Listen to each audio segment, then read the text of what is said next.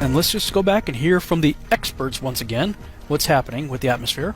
The science is the same of that of a lens. Here's a simple example. So if you're looking at Chicago here, just maybe now you can just see the top of the Sears Tower, and if our simulated temperature inversion moves into place, hopefully now you can see pretty much all of Chicago, see all the lower buildings, including what's at ground level. So the atmosphere really is acting like a lens. Yes. Again, based on that imagery that I saw looking 46 miles across versus 0.6 miles across, I really do believe that, just like the experts said, the globalist guys, these are people who believe in the globe now. They are the ones that said, hey, the atmosphere really is acting like a lens, and they put a lens in front of the camera to show how it works. So I'm just doing what they're doing. I'm using the same logic that they're using, the same science that they're using. And, science is all about testable, observable, and repeatable data, right? So, to alleviate the problem of distorting the edges because the magnifying glass ring is too small, I went on Amazon and I got these plastic magnifying sheets and came up with another way of doing the same thing, using the sheet right here. Set the city up, a little cutout of the city, and now I've got the big magnifying glass sheet.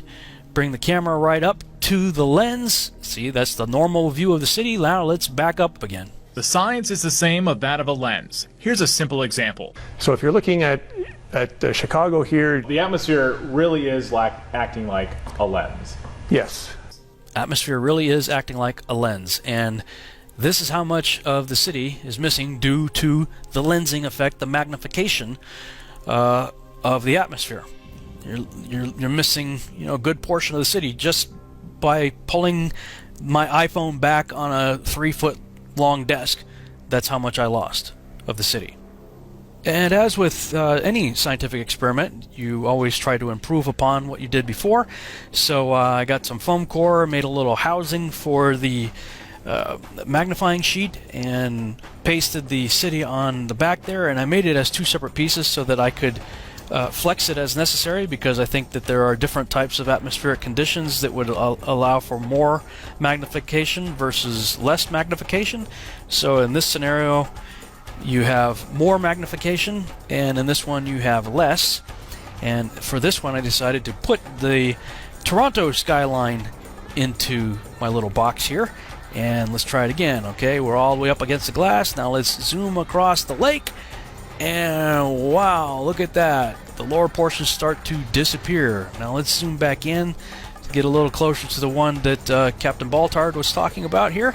And wow, look at this. Here's his image on the right, and here's my image on the left.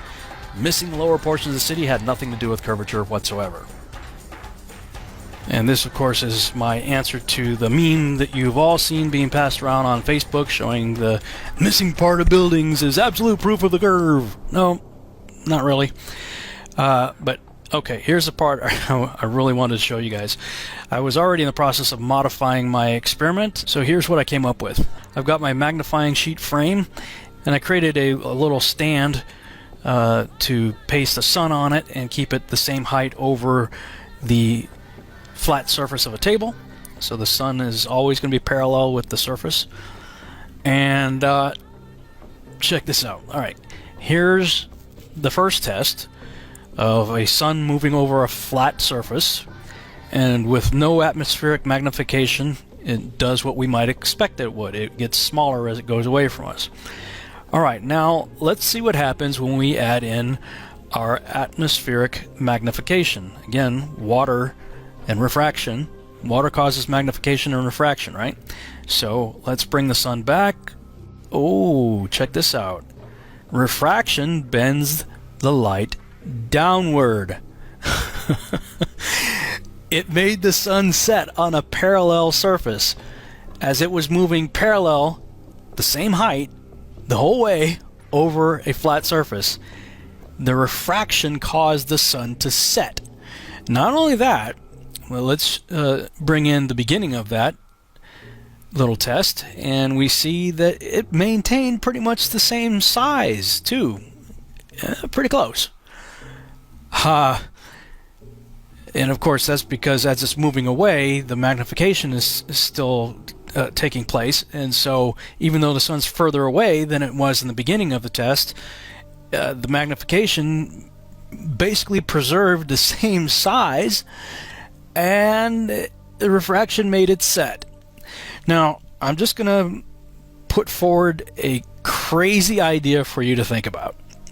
And that is, if Rob Skiba could figure this out, I'm just going to go out on a limb here.